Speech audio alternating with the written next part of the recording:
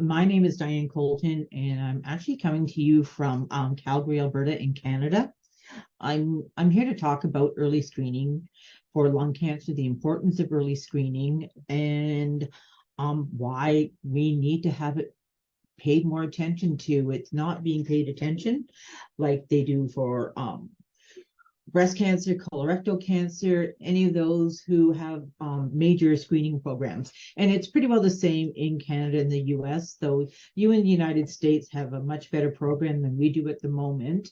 We are working on our program.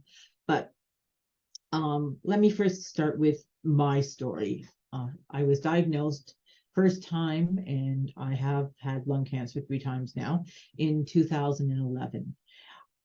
My symptoms were symptoms of a stage 4 person, but I actually had stage 1B. So this is why finding lung cancer early counts. If I had been a stage 4, I wouldn't be here talking to you today. Life expectancy is very low. Statistically, it's not great for those with lung cancer at stage 4. So getting the diagnosis early is the difference between living 2 years or living 15 years or 20 years or 25 years. So it does make a difference in people's lives. And it's not just the early screening part. It's also about the people who don't smoke as well, because we all assume that anyone who gets lung cancer is a smoker. Not true. The screening programs, however, only cover people who are either current smokers or had smoked in the 15 years prior to the screening program. So, which is great, and it's a good start. But again, with screening, we so need to have it become an occupational item with your doctors, with your specialists, with any of your clinicians. Again, the United States is a little bit different, but God, I mean, how do you bring this to you so that you have a little better understanding?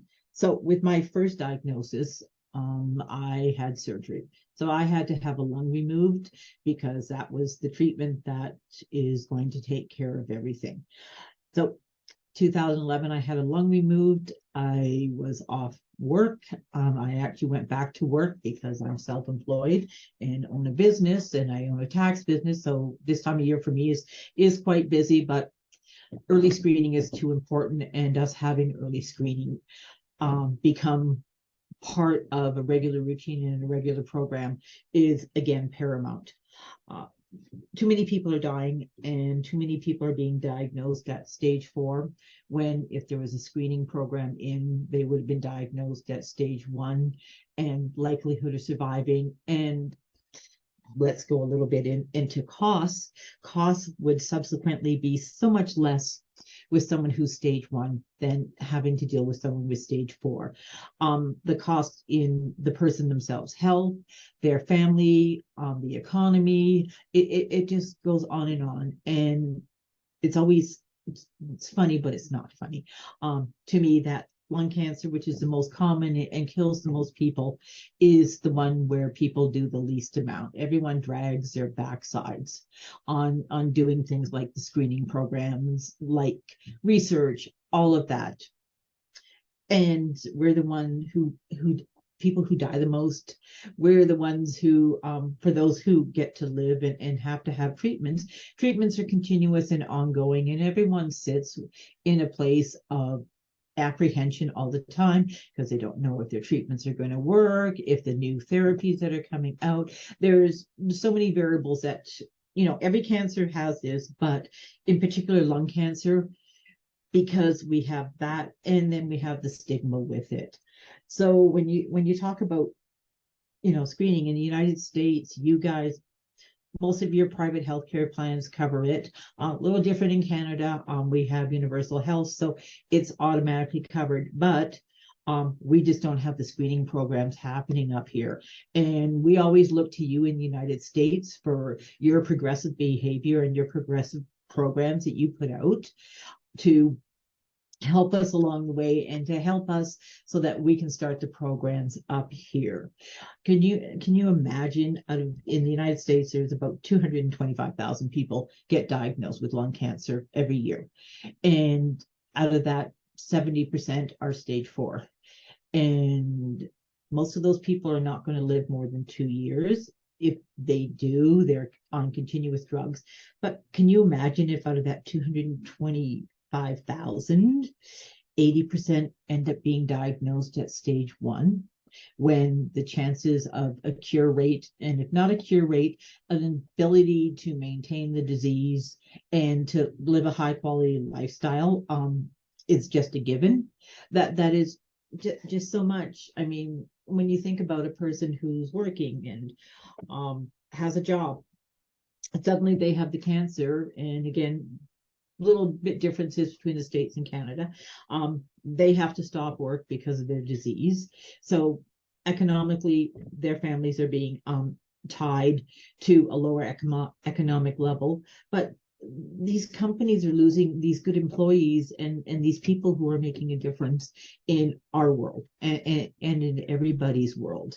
We don't know who we're losing and what futures we're losing. So that's another key point about this, is you don't know who's going to get lung cancer, because even though the screening only covers smokers and past smokers, it needs to expand out, and this is part of it. But hey, it's a start doing the smokers, but you don't know what future is being given away by these people not having the screening.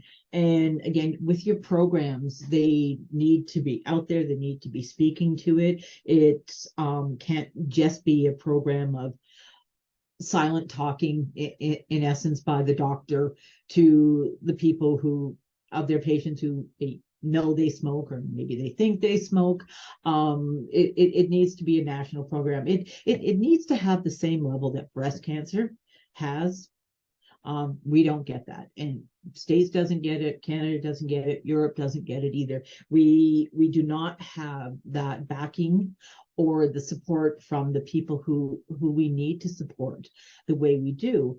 And I am talking and I'm comparing to breast cancer, which of course is a woman's disease, but so is lung cancer.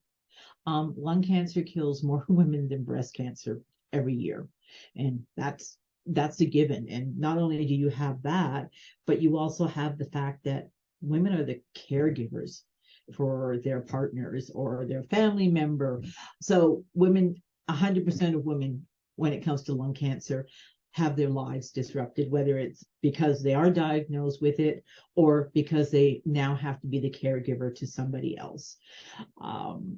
So when you think about where you can go with this and how you can do things, let us have as much as people with breast cancer get when it comes to support, when it comes to programs, when it comes to screening. Same with colorectal cancer. They get more given to them. And not to say and not to gainsay that any cancer is a good cancer, because there's no such thing. But this cancer in particular kills more. And it is not, the numbers aren't going down, the numbers are actually increasing. So, this is part of the dynamics of the change that's happening with us. So my query to you is, if you have lungs, yeah, you do have a open membership to getting lung cancer. It's not just about smokers anymore. And again, screening is just about smokers at this point.